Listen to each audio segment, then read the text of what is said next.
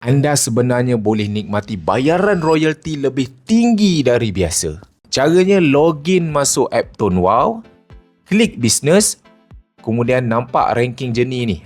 Klik arrow, kemudian view full journey. Katakan anda sekarang rank BIS. Klik dekat view commission rates. Dekat sini peratus komisen anda maksimum tier 1 10%, tier 2 3% dan tier 3 13%. So total 26%. Tapi jika anda upgrade rank center, anda boleh menikmati peratus komisen sehingga 41% guys. Serius. Bagaimana kita nak upgrade rank?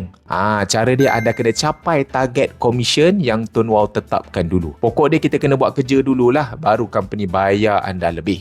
Daftarkan ramai pelanggan dan grup anda pun berkembang sampai komisen top up bulanan anda capai pada jumlah yang ditetapkan, maka anda akan upgrade rank. Berapa targetnya? Senang je. Klik dekat Junior Center. Jika passive income bulanan anda cecah RM200, maka anda akan naik Junior Center. Peratus komisen anda akan dinaikkan 1% dekat setiap tier 1, 2 dan 3. Itu sebab dia jadi 11, 4, 14%. Bukan itu saja, tier 4 sampai infinity, seluruh grup anda dekat bawah tu anda akan dapat override commission 1% daripada jumlah top up mereka. Itu baru JC guys. Ada lagi. Jika passive income bulanan anda cecah RM500, maka anda akan naik kepada service center. Yang ini peratus komisen anda akan dinaikkan 2.5% dekat setiap tier 1, 2 dan 3. Ini menjadikan tier 1 12.5%, tier 2 5.5%, tier 3 15.5%. Bukan itu saja, tier 4 sehingga infinity, seluruh grup anda dekat bawah tu anda akan dapat override commission sebanyak 2.5% daripada jumlah top up mereka.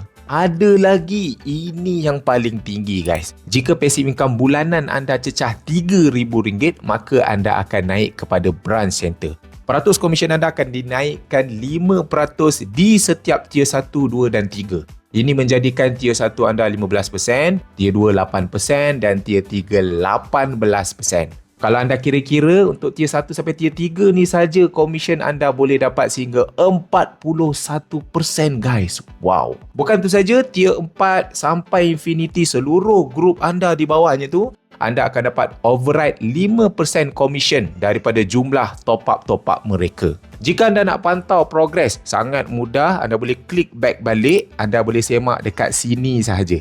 Dia akan tunjuk berapa passive income semasa anda dan berapa target anda kena capai. Dia ada tunjuk dalam bentuk peratus lagi. Kalau sampai hujung bulan ni anda tak berjaya capai target, maka bulan depan dia akan start kira semula lah. Dia kena income kita capai target dalam mana-mana bulan.